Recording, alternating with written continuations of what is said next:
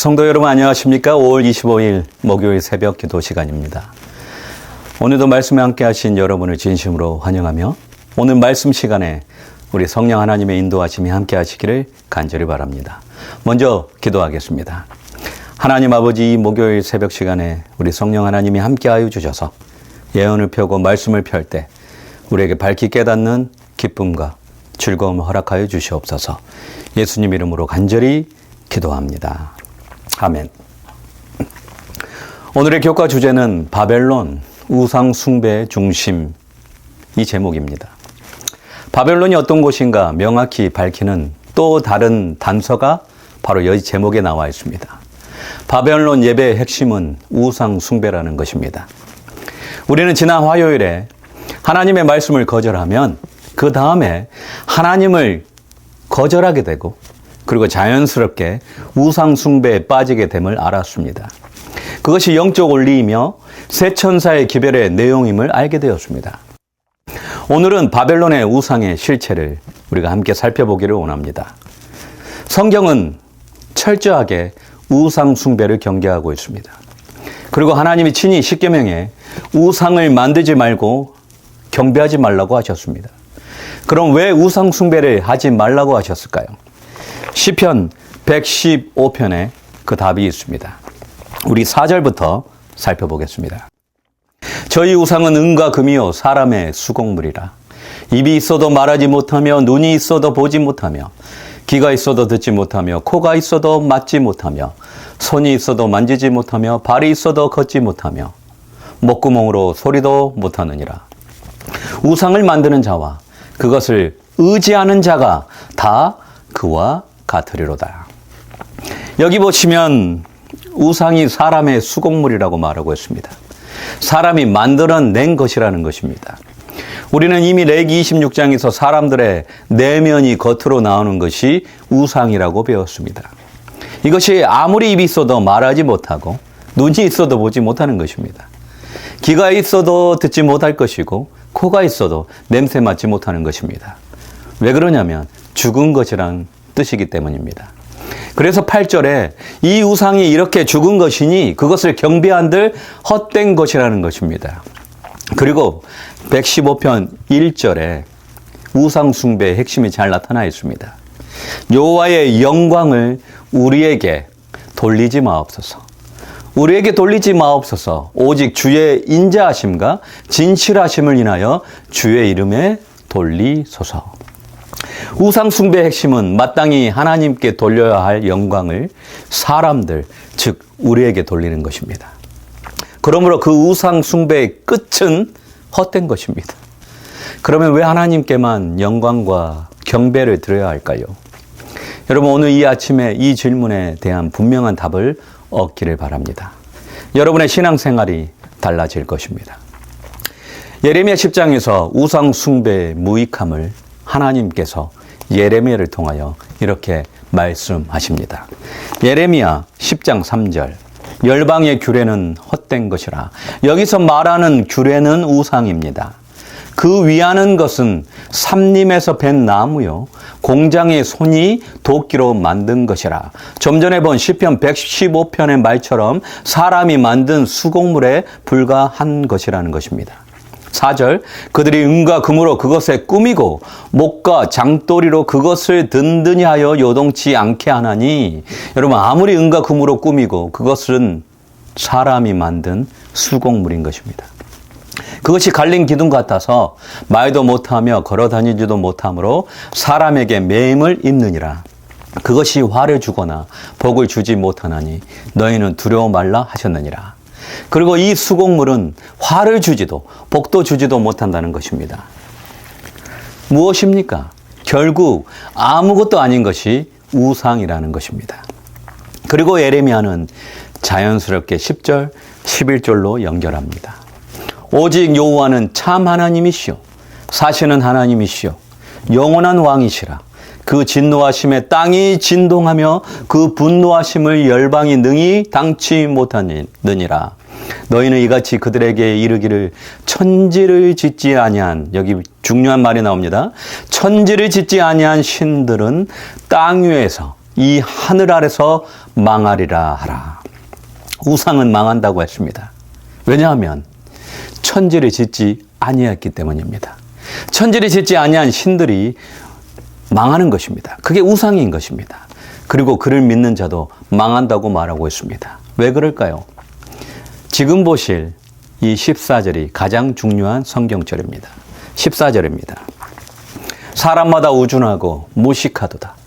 금장색마다 자기의 조각한 신상으로 인하여 수치를 당하나니 이는 그 부어 만든 우상은 거짓 것이요 그 속에 뭐가 없다고 말하고 있습니까?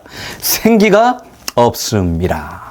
아하, 사람이 만든 우상은 아무리 금을 입히고 은을 입혀서 화려하게 치장할지라도 거기에는 생기가 없는 것입니다. 즉 생명이 없는 것입니다. 그게 우상인 것입니다. 생명을 줄 수 없는 것, 그게 우상이라는 것입니다. 하박국 2장 18절, 19절을 보십시오. 새긴 우상은 그 새겨 만든 자에게 무엇이 유익하겠느냐? 부어 만든 우상은 거짓 스승이라 만든 자가 말하지 못하는 우상을 의지하니 무엇이 유익하겠느냐? 나무더러 깨라 하며 말하지 못하는 돌더러 일어나라 하는 자에게 화 있을진저 그것이 교훈을 베풀겠느냐? 보라, 이는 금과 은으로 입힌 것인즉, 그리고 동일한 말을 하고 있습니다. 그 속에는 생기가 도무지 없느니라. 여기에도 우상은 생기가 없다고 말하고 있습니다. 그리고 20절에는 생명을 주시는 분을 소개하고 있습니다. 20절. 오직 여호와는 그 성전에 계시니 온 천하는 그 앞에 잠잠할지니라.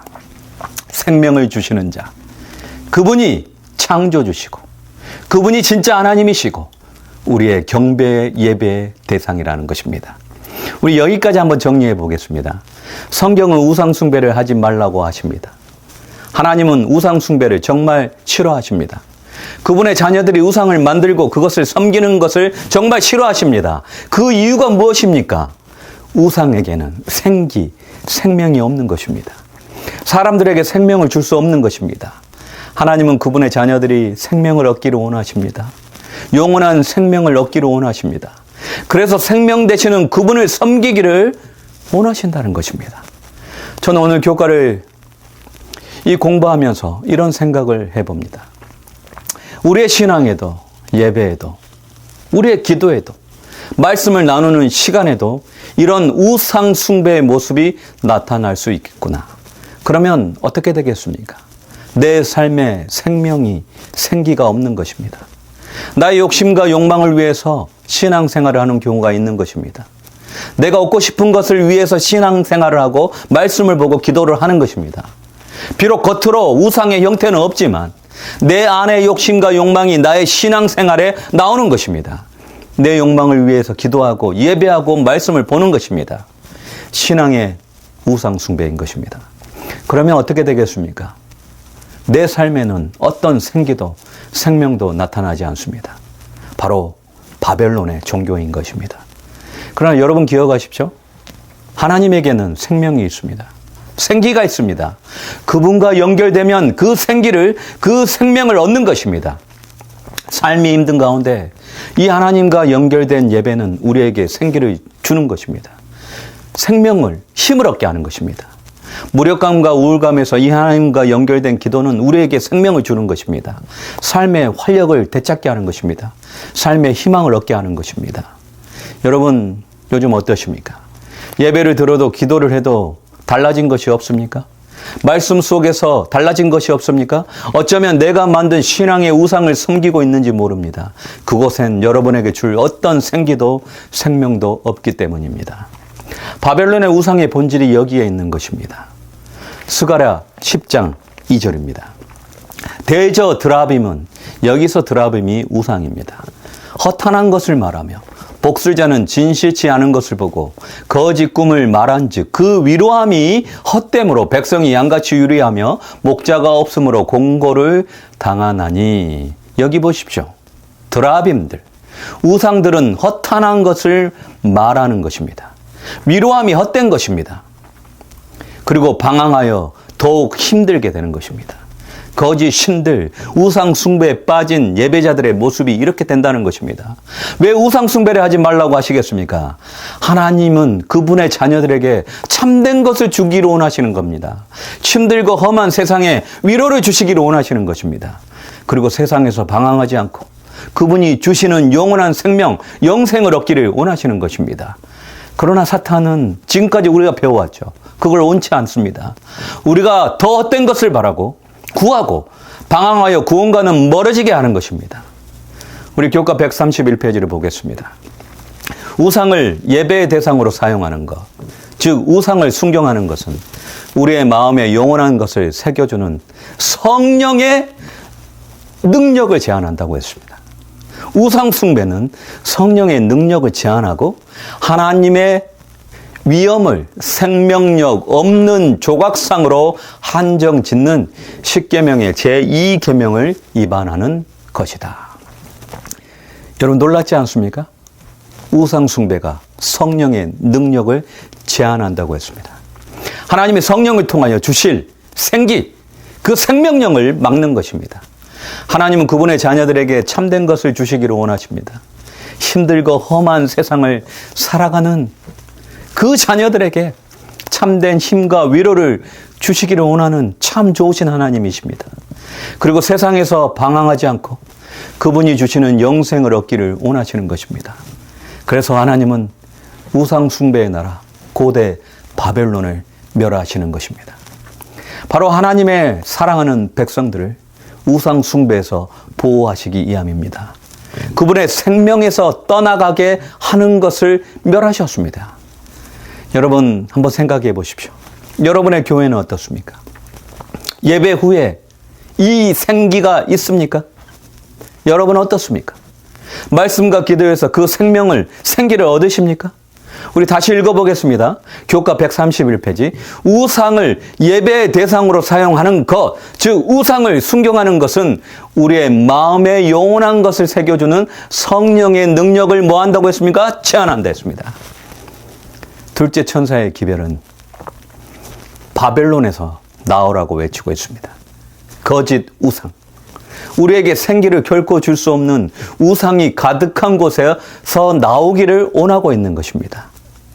각시대 대쟁투 61페이지에 당시의 바벨론, 로마의 우상 숭배를 거절했던 왈덴스인들의 신앙을 잘 묘사하고 있습니다. 이 증언의 말씀을 읽으면서 우리의 신앙을 한번 살펴보기를 간절히 바라겠습니다. 그들이 사는 낮은 골짜기를 두르고 있는 산들은 하나님의 창조의 능력과 그분의 보호에 대한 끊임없는 증거였다. 그 순례자들은 여호와의 임재에 대한 그 무언의 상징들을 사랑하게 되었다. 그들은 고생스러운 그들의 운명에 대하여 뭐하지 않았다고 말하고 있습니까? 불평하지 않았고 궁벽한 산 중에 뭐하지 않고요? 외로이 있으면서도 결코 외롭지 않았다. 그들은 사람들의 분노와 강포를 피할 수 있는 한 피난처를 주신 하나님께 감사했다. 그리고 중요한 말이 나옵니다. 분명히 이들에게는 하나님과 연결되어서 그분만 줄 수 있는 생기와 생명을 얻게 된 것입니다. 그들은 하나님께 자유롭게 경배할 수 있는 것을 뭐했다? 기뻐하였다. 여러분, 이 당시 그리스도인으로 산다는 것은 삶의 핍박과 고통이었고 산속에 살아야 하는 외로움이었습니다. 그리고 불편함이 날마다 있는 그런 삶이었습니다. 그런데 그들의 생명이신 생기를 주신 하나님과 그런 형편 중에도 그들은 연결되어 있었습니다.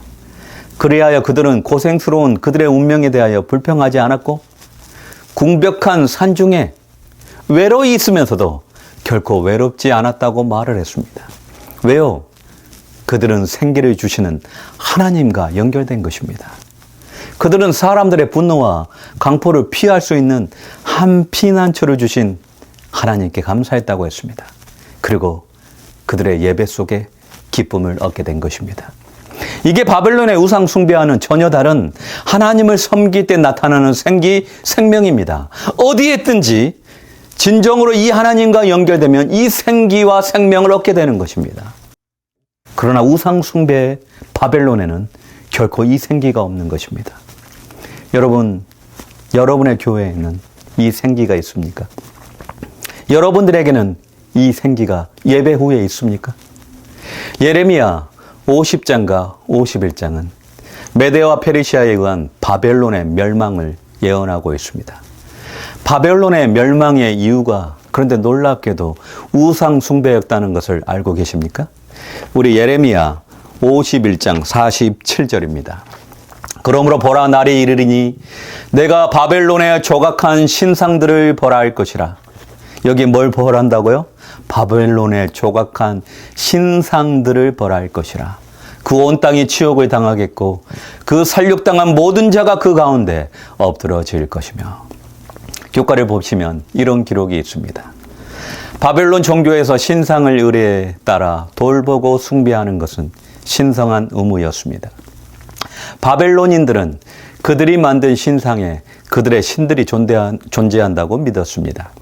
그래서 갈대아의 왕자 마르두기세는 아시리아 사네립의 군대를 피해 메소포타미아 남쪽 습지로 도망갈 때 무엇을 가지고 갔다고 했습니까? 신상을 함께 가지고 갔다고 했습니다. 여러분, 바벨론이 우상 숭배의 나라라는 것입니다. 오죽하면 도망가면서도 그 신상을 가져가는 것입니다. 그런데 바벨론의 최후는 결국 우상과 함께 멸망하게 됩니다. 저는 말씀을 줄이면서 둘째 천사의 기별, 바벨론의 경고에도 하나님의 사랑이 있음을 알게 되었습니다. 너무나 중요한 성경절입니다. 여러분이 꼭 기억하면 좋겠습니다. 예레미야 51장 9절입니다. 여기 하나님의 큰 사랑이 들어있습니다. 우리가 바벨론을 뭐 하려고 하여도, 치료하려고 하여도, 여러분, 하나님은 바벨론을 무너뜨리려는 게 그분의 본래 본심이 아니십니다. 그렇게 우상 숭배가 가득하고 하나님을 거절한 곳일지라도 그것을 치료하기를 원하셨다는 것입니다. 그런데 우리가 바벨론을 치료하려고 하여도 뭐 하지 않았다? 낫지 아니한즉 버리고 각기 고토로 돌아가자. 그 화가 하늘에 미쳤고 궁창에 달하여 스미로다. 여러분, 하나님은 우상이 가득한 바벨론을 치료하시기 원했습니다. 그러나 낫기를 그들이 거절했습니다. 그리하여 바벨론은 무너지는 것입니다. 오늘 저와 여러분의 신앙의 삶이 하나님 보시기에 완전하지 못하고 부족할 것입니다. 어쩌면 나만의 신앙의 우상에 빠져 있어서 아무 생기 없는 신앙생활을 유지하고 있는지 모릅니다. 우리의 삶이 어쩌면 바벨론 가운데 있는지 모릅니다. 바벨론이 무너지기 전에 하나님은 치료하시기를 원하십니다. 오늘 그분의 생기에, 그분의 생명으로 부르시는 사랑의 음성을 들으시고 우리의 죄악의 모습들이 치료되는 하루가 되기를 간절히 바랍니다. 기도하겠습니다.